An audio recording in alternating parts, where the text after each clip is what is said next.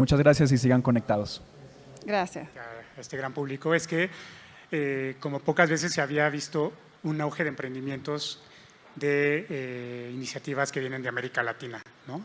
Quizá por ahí había negocios de Brasil, había inversiones de Argentina, de Colombia, de Chile, pero no en un nivel de emprendedores como lo estamos viendo ahorita, ¿no? Y yo creo que el que ustedes estén aquí y otros más que pudieran estar aquí, pues es la mejor prueba de ello, ¿no?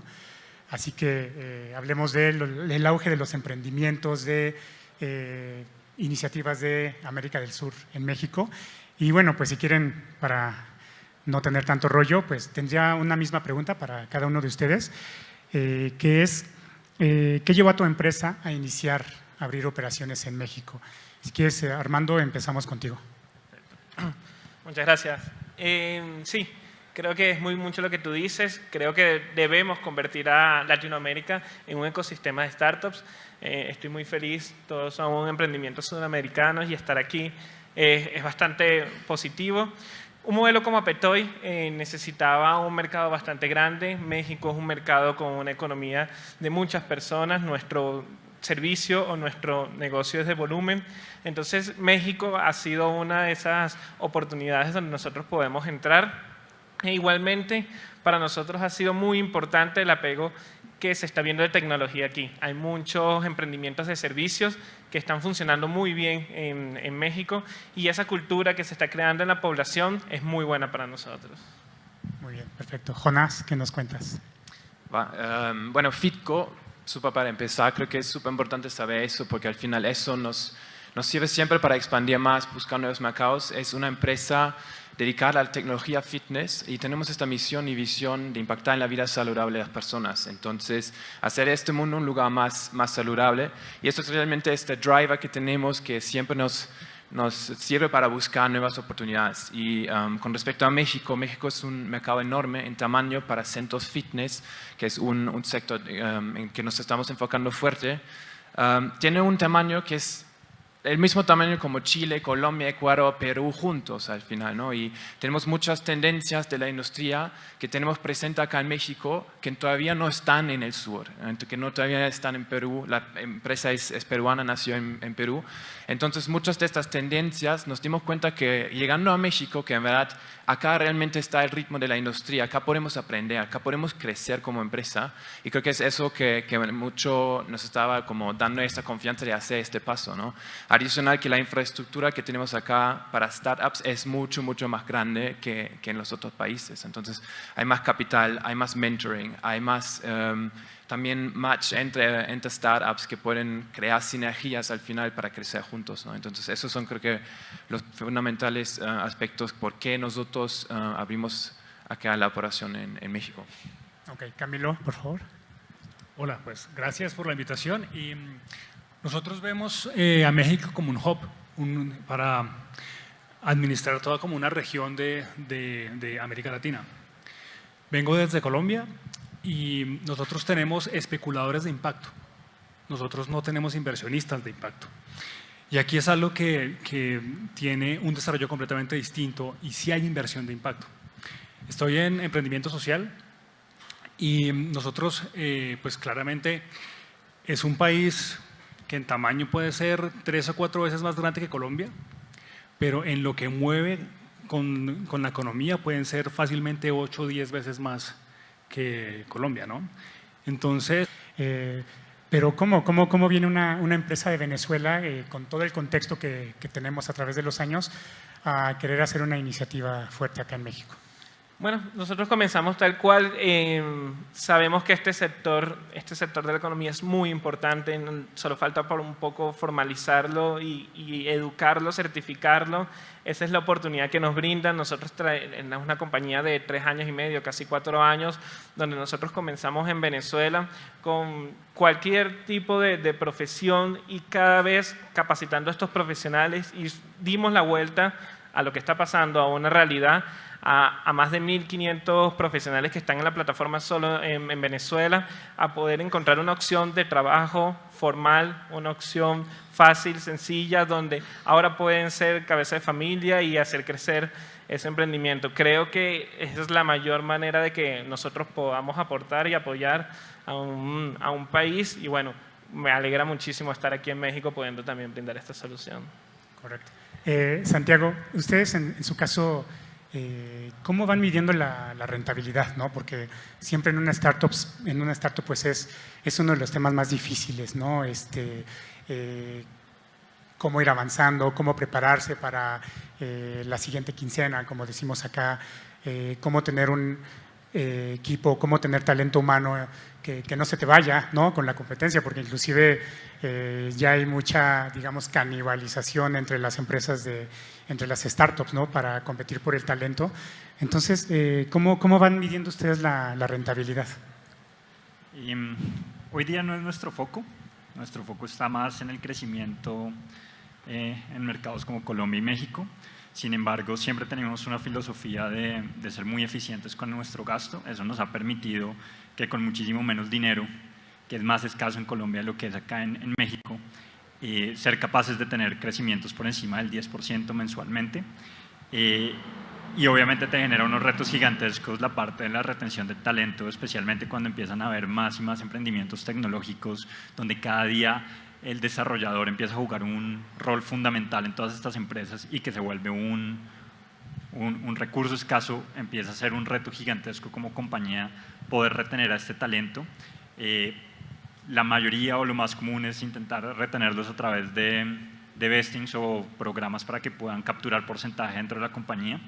Y creo que en una compañía como Mensajeros Urbanos, que está en una etapa temprana donde la utilidad no hay utilidad, donde no hay tampoco rondas gigantescas detrás, pues es el porcentaje de tu compañía es la que te ayuda precisamente a retener ese talento. Claro, entonces, en ese sentido, y ante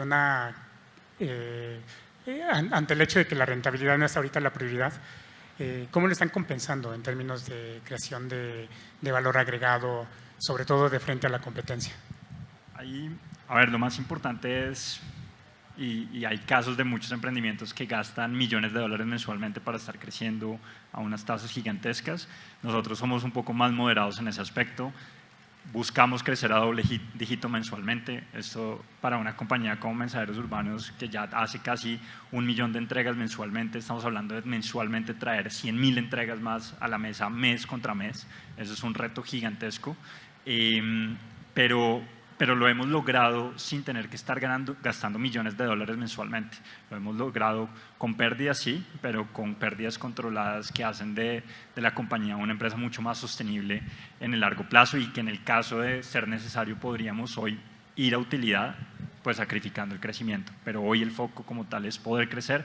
Ojalá podamos crecer mucho más rápido acá en México. Espero que muy pronto empiecen a ver estas chamarras por todas las calles de Ciudad de México y demás ciudades en México, y ese como tal es el foco de la compañía ahorita. Claro.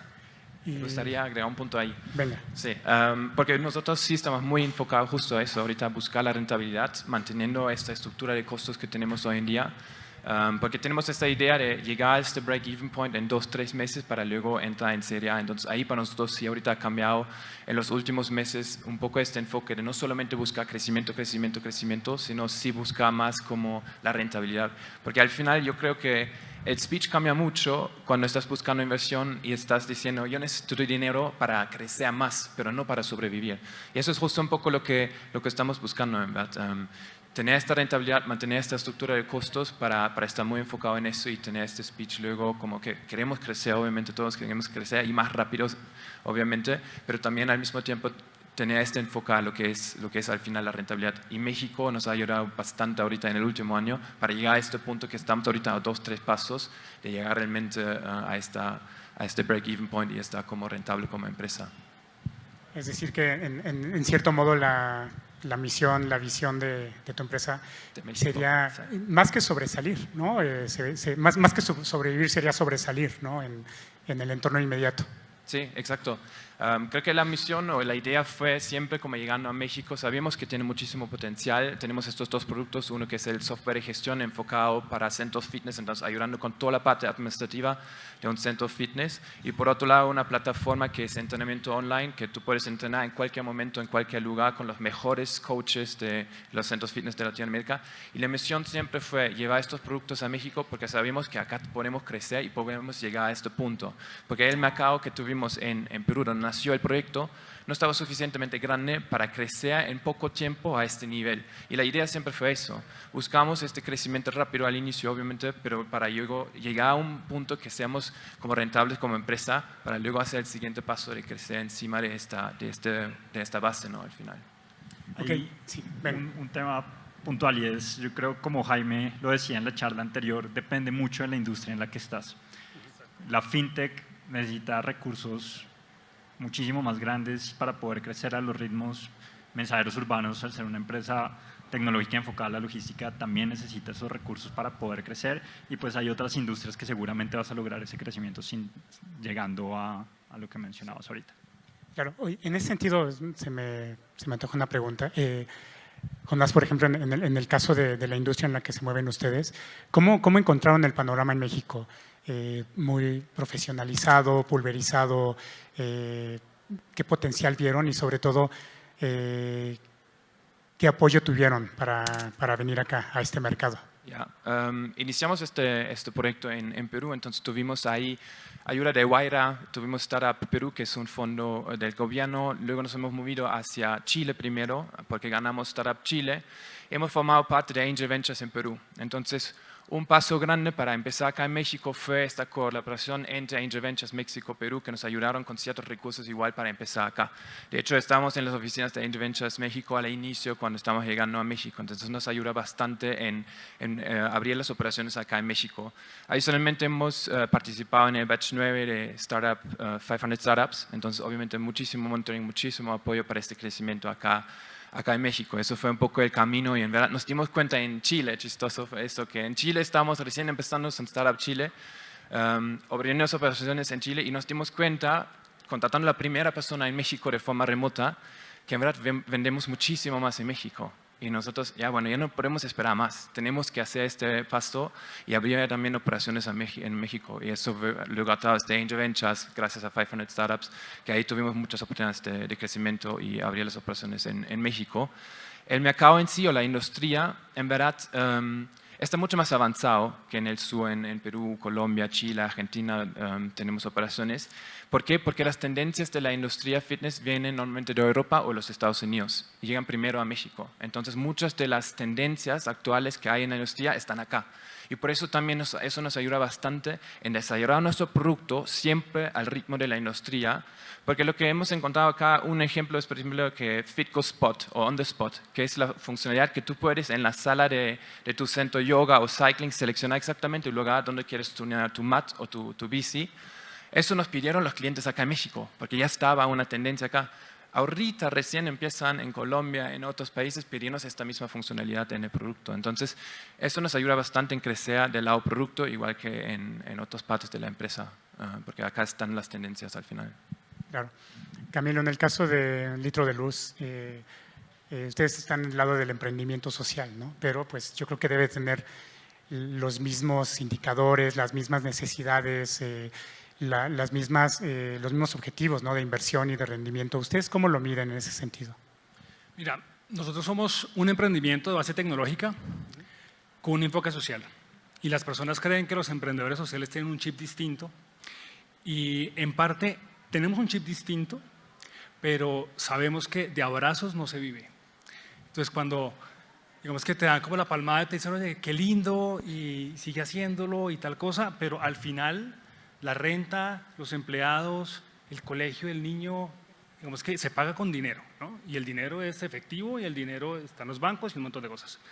Entonces, cuando haces un proyecto de tecnología, tienes una parte que es de utilidad muy alta. Digamos que esa es una gran ventaja y es que estamos llevando tecnología de punta a la base de la pirámide a unos costos que son realmente muy asequibles para las personas, pero nuestro cliente final no es la persona que está en la comunidad rural o que está en las zonas que hay pobreza y que no hay servicios, sino es un cliente que es una empresa privada o es un cliente que es un gobierno o es un cliente que es un BID, que es una OEA, ¿no? Entonces, hoy es un negocio que tiene una utilidad que está por encima del 40%, y eso digamos que nos permite pues hacer expansión, sostenernos en el tiempo y al final del año pues digamos que tener obviamente como cualquier empresa una junta y decir, bueno, en este año hicimos tantas ventas, el costo es tanto y la utilidad es tanta, ¿no? Y eso es lo que te permite crecer pues desde el sector social, porque no sé si en México pasa, pero por ejemplo en Colombia desde hace unos 4 o 5 años las empresas dejaron de hacer donativos. Entonces cambia como el estatuto tributario y les da exactamente igual comprar un proyecto social o donarle a un proyecto social. Entonces nosotros identificamos esto y lo que hacemos es crear como un mix en donde hay una ONG, que es un non-profit, que funciona desde el 2011, y tenemos una for-profit que hace exactamente lo mismo, pero que al final del día factura. Entonces es simplemente como, digamos que se juega con qué es más rápido y más conveniente para la contratación. Si hacemos un grant, si hacemos una donación o si finalmente digamos que te facturo y me compras por un producto, ¿no? Pero pues para nosotros es realmente vital tener utilidades pues para los proyectos, si no estaríamos cerrados hace muchísimos años. Claro, con esto de las donaciones, de la participación de las organizaciones de la sociedad civil y con lo que mencionaba también Jonás de apoyos de algunas agencias de Estado, creo que tocaron un nervio bastante sensible, ¿no? Por el cual estamos pasando muchos de nosotros en este ecosistema de negocios, ¿no? Que es, por un lado, pues el gobierno ya no va a condonar los recursos que las empresas inyecten, ¿no? a iniciativas de cualquier tipo. Ya no le están dando dinero a organizaciones de la sociedad civil, están construyendo otro tipo de arquitectura en ese sentido. Y bueno, pues eliminaron vehículos que existían antes, ¿no? Que eran muy relevantes para el sistema emprendedor, como el Instituto Nacional del Emprendedor, ProMéxico, etcétera, ¿no? En ese sentido, no causa alguna distorsión en el mercado, en la misión, en la visión que tienen ustedes y sobre todo en sus iniciativas que tienen para construir partners, para tener socios locales, para generar y detonar talento local. La dejo abierta para quien la quiera tomar. Mira, yo no lo llamaría como una distorsión, yo lo llamaría como una nueva oportunidad de generar una conexión con los patrocinadores o con los inversores, ¿no? Y lo que tú puedes encontrar, por ejemplo, es que cada uno de nosotros ve oportunidades que quizás los mexicanos no están viendo porque digamos que tienen como muchas cosas en la cabeza y tienen como su día a día y bueno, el tema del gobierno, un montón de cosas, pero para nosotros son nuevas maneras de hacer negocios y nuevas maneras de hacer empresa, ¿no? Y eso es lo que digamos que puedes encontrar en los emprendedores pues a nivel de América Latina. Okay. Un poco volviendo a lo que decías de por qué pareciera que no leyéramos noticias. Las leemos muy bien en Forbes, pero creo que precisamente al leerlas nos damos cuenta de que es un país lleno de oportunidades, que precisamente es una economía gigantesca que a pesar de que tenga un poco porcentaje de crecimiento anual, es una economía demasiado grande que no saben la fortuna que tienen en mercados más pequeños como Colombia o Perú o otros mercados. Es mucho más difícil crecer y aquí tienes ese potencial de crecimiento al lado tuyo y entonces creo que es importante que lo vean así. De hecho, creo que en Colombia, y hablando un poquito de las iniciativas de emprendimiento estatales, creo que en Colombia ninguno de los emprendimientos exitosos que hay hoy día han recibido inversión por parte de alguna entidad estatal. Creo que todo ha sido a punta de encontrar realmente una necesidad del mercado y unos dolores del mercado para que precisamente puedas generarle valor a tus clientes y de esa manera poder crecer. Y una vez tú logras eso, inmediatamente vas a encontrar o fondos de capital interesados en invertir o tus mismas ventas van a ser capaces de sostener tu negocio. Claro. Justamente también con eso, vengo de un contexto bastante complicado económicamente, socialmente, en un país como Venezuela. Creo que nunca ha existido ni se ha pensado una iniciativa que apoye el emprendimiento. No existe, sino es algo privado. Y algo que uno puede rescatar de eso es que siempre hay una oportunidad si quieres construir algo que agregue valor a la sociedad. Nosotros estamos allí, encontramos un nicho de mercado bastante específico donde nosotros nos queremos puntualizar y a la final va un poco de nosotros aportar o ver cómo podemos mejorar las alternativas que tiene el país. Bueno, como emprendedores creo que todos siempre estamos viendo el vaso siempre medio lleno y creo que es en esa parte donde nos concentramos y donde vemos oportunidades para seguir creciendo. Correcto. Jonás, algo Sí, que agregar. solamente para agregar, creo que estoy súper de acuerdo con todo lo que mencionaron.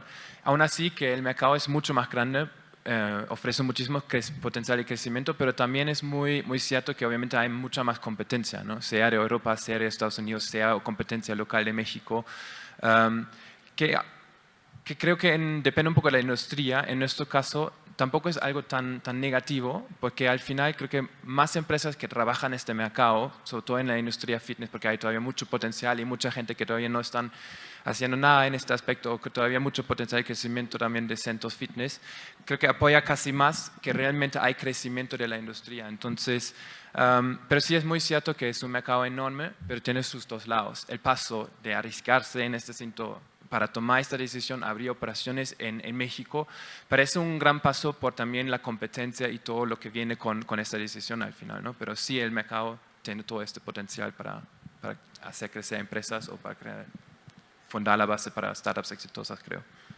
Claro. ¿Tenemos tiempo para una pregunta más? Tenemos algunas preguntas que han enviado por Slido algunos de los aquí presentes. Ok. Esta es anónima y dice: ¿por qué elegir México para invertir y no Brasil, siendo también uno de los mercados más importantes y tomando en cuenta nuestra situación política y de seguridad? Contesto. Bueno, buena pregunta. Creo que primero hay una barrera de idioma que no permite que nosotros podamos cruzar tan fácilmente esa barrera. Ahí cambian muchas cosas también en la cultura. Nosotros, o por lo menos en mi caso, Venezuela culturalmente se parece mucho a México y creo que esa es una de las principales razones. Y otra razón es la localización geográfica de México. Está muy bien ubicado para nosotros ser, como dijo Camilo, el hub para la infraestructura, y eso ha sido como las principales razones en mi caso de por qué elegir a México sobre un país como Brasil.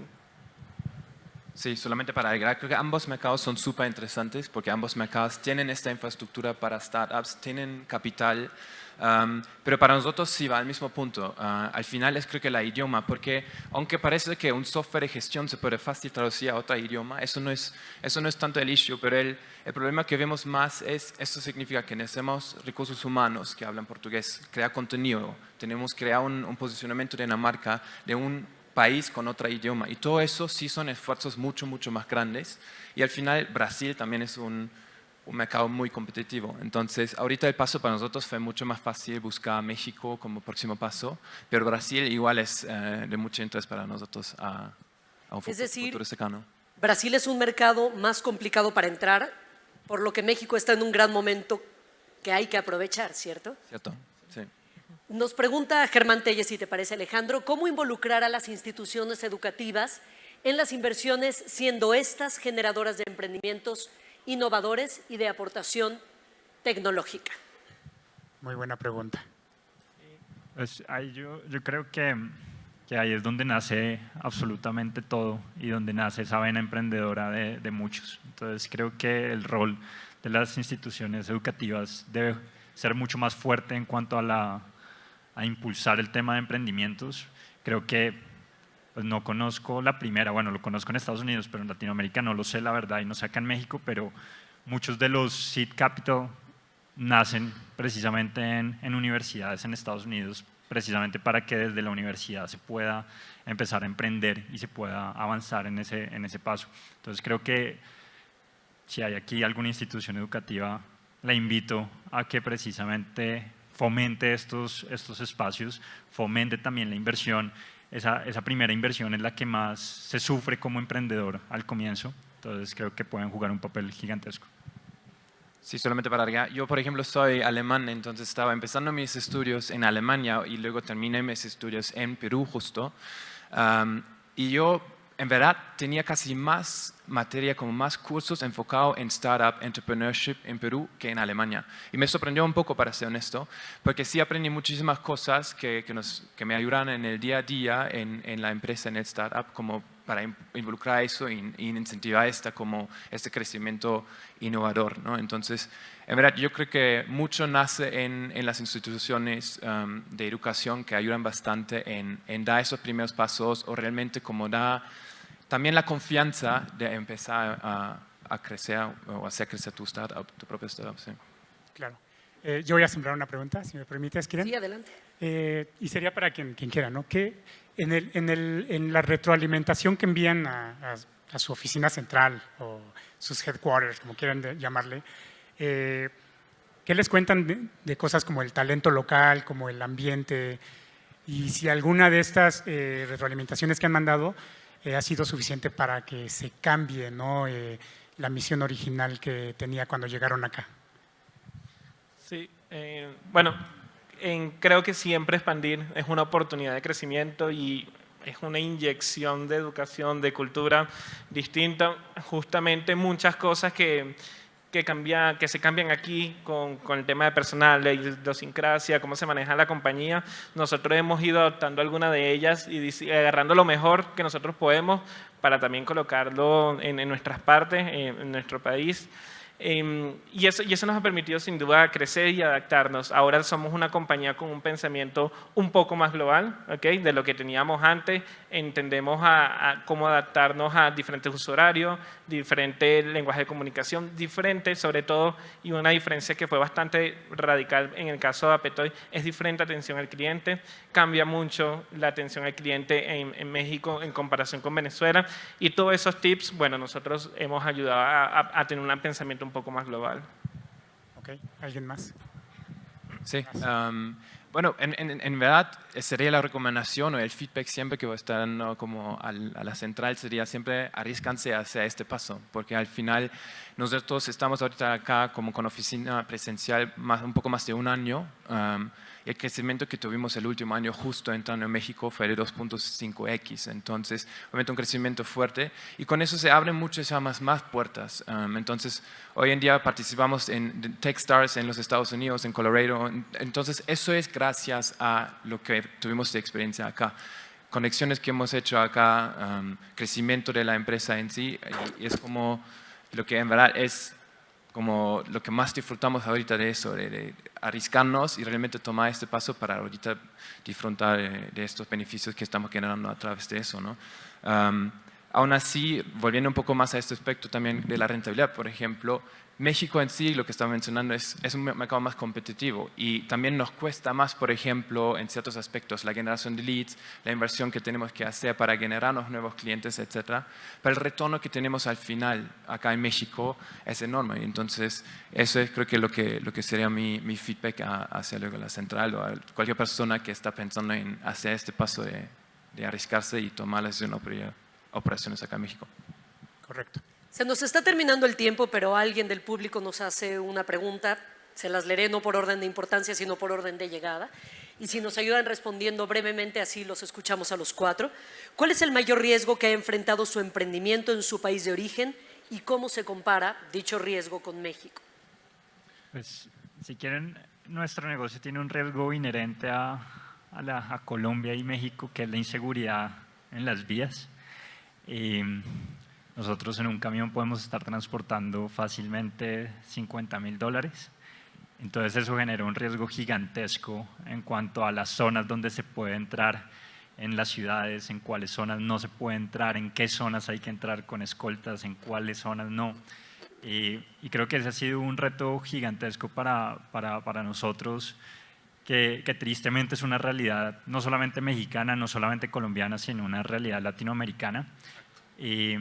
Pero a la vez creo que eso nos impulsa a buscar soluciones más innovadoras y ver la manera de también darle la vuelta a ese tema de inseguridad. Por ejemplo, como lo hacemos es que ya no entramos con el camión a la zona, sino lo que hacemos es que el camión funciona como un punto de cross-docking donde llegan otras motos o vehículos de menor tamaño, recogen el producto y lo distribuyen en la zona para que precisamente tu riesgo sea mucho más bajo y que si atracan a uno de los vehículos, pues el valor no sea de $50.000, sino sea de $2.000.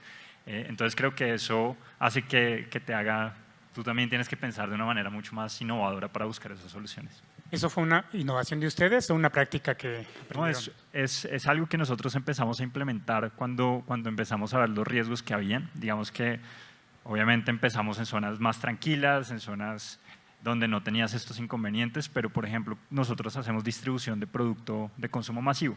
Entonces hacemos distribución a changarros. La mayoría de la distribución de estos es en zonas complicadas. Entonces ahí empezamos a tener el riesgo de que habían muchísimos casos donde los camiones eran asaltados y empezamos a buscar la forma de hacerlo y precisamente en la tecnología lo que nos permite es buscar esas eficiencias donde dijimos, bueno, tenemos una red de camiones, pero tenemos una red de miles de motos, una red de miles de carries o vans y hagamos una distribución del producto para no tener ese riesgo. ¿Algo más? Bueno, en nuestro caso, en Perú, por ejemplo, es una industria muy pequeña de la industria fitness. Entonces, el riesgo que tenemos allá tal vez es, hay que tener cuidado, porque siempre sabemos, en todas las startups hacemos errores a veces, entonces, que puede generar una mala experiencia de un cliente, etc. Y si hay una industria que está muy conectada, todos se conocen y como la palabra boca a boca, obviamente puede ser que luego te hace muy difícil seguir creciendo en un mercado. Entonces hay que tener mucho cuidado con este riesgo. ¿Cómo comparar eso a México? Dado que es otra vez este tamaño de mercado enorme, ahí te permiten tal vez hacer también unos errores más que en mercados más chiquitos no puedes hacer porque ya te estás cerrando de alguna forma el mercado. Entonces también es tal vez para startups como que recién están empezando justo eso, que en Perú, en México te permite hacer unos errores más en tu crecimiento que te permiten eso y sigues igual como creciendo después sin problemas. Sí, hay algo rapidito que quiero compartir, es nosotros vivimos todo tipo de problemas, sociopolítico, económico, de seguridad, cultural, o sea, todos los problemas que pueden ocurrir creo que están agrupados y se ven allí y poco a poco hemos ido levantando eso. Y si hay un mensaje que me gustaría compartir o una lección que hemos aprendido durante estos 3 años es, imagínense en el país más inseguro del mundo, abrirle la puerta a un extraño para que vaya a reparar algo en tu casa. Aquí da miedo, imagínense allá, ¿sí? Y nosotros lo logramos, hicimos más de 5.000 servicios en solo un año, de esta manera, abriéndole la puerta a una persona que tú no conocías. Entonces, creo que la visión que uno que tiene que tener a veces es centrarse mucho más en las oportunidades y en las soluciones que a veces enfocarse en el problema. Si uno se cambia ese chip, creo que cualquier adversidad seguramente lo va a superar. Ok. Camilo, ¿algo más? Pues mira, desde la experiencia, yo les puedo decir que la pobreza en México y la pobreza en Colombia es la misma. Huele a lo mismo, los problemas sociales son los mismos, la inseguridad es la misma, y la insalubridad es exactamente la misma. Y la pobreza es la misma en Kenia, o la pobreza es la misma en Ghana, o la pobreza es la misma en Madagascar, o es la misma en Perú. Y lo que diferencian como los países es el nivel de industrialización y de desarrollo que alcanzan. Y nosotros somos un proyecto que está enfocado a comunidades que están en zonas de pobreza extrema y zonas de conflicto. Y Colombia está en conflicto hace más de 50 años. Entonces, para nosotros es muy natural ir a zonas rurales de tejido social muy complicado y de mucha inseguridad. Y lo que hacemos es siempre pues, entrar desde el pandillero o desde el jefe pues, de los grupos armados y abrirle con toda tranquilidad qué es lo que estamos haciendo. Entonces es infraestructura, son servicios públicos, es para la gente, somos fulanos, trabajamos con esto, nuestra tecnología cuesta tanto y simplemente el approach es completamente distinto.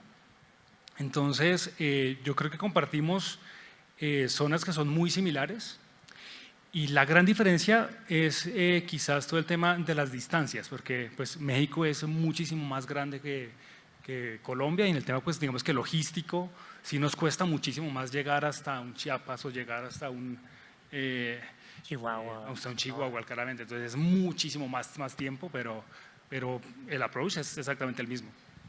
Correcto. Chicos, bueno, pues la verdad que esto fue una probadita. Yo los invitaría a que busquen a nuestros amigos, que platiquen con ellos. De eso se trata, de hacer networking. Y bueno, pues gracias por haber estado en este foro de las 30 promesas de los negocios de Forbes. No, muchísimas Gracias. Muchas gracias.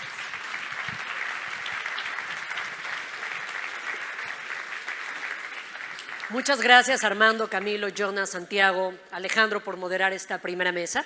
Y ahora continuamos con Speech in 5 sobre el caso Yoyo. Ellos son ganadores del Hackathon Talento CDMX 2019 dentro de los 500 proyectos participantes con su plataforma digital que nos presentará el día de hoy Fabián Ortiz, cofundador de Yoyo. Adelante, Fabián. Gracias. Hola, buenos días. Bueno, como ya bien les dijeron, yo les voy a presentar la nueva plataforma de solución de movilidad en la Ciudad de México. Nosotros ganamos el Hackathon 2019 y les voy a hablar un poquito de qué es lo que hicimos, por qué lo pensamos, cómo pueden ayudar este tipo de tecnologías a solucionar un tema súper relevante en la Ciudad de México, que es la movilidad. Entonces, ¿qué pasa con la movilidad hoy en México? Un problema de la vida diaria, ¿no? Yo creo que todos hoy nos levantamos en la mañana y pensamos cuál va a ser nuestro traslado hacia cualquier lugar de la Ciudad de México. Para poner un poquito en perspectiva, hoy, en promedio, si tú sales de tu casa a cualquier lado de la Ciudad de México, en cualquier medio de transporte, vas a hacer 88 minutos del punto A al punto B. Eso quiere decir que en promedio la gente está tardando 1 hora y media en llegar a su destino. Si tomamos en cuenta que esto es ida y vuelta, están perdiendo 3 horas de su vida en el tráfico. Adicional a esto, la gente gasta el 19% de todo lo que ingresa en el hogar en transporte. ¿Vale? Entonces, con estos dos datos ya tenemos algo muy duro de lo que está pasando en la Ciudad de México con la movilidad. Sin embargo, hoy hay muchas empresas que nos están ayudando a resolver este problema. Tenemos Didi, Uber, Bird, bicicletas. Cada vez hay más opciones, pero en distintas zonas, no tienen alcance a todos los lugares. El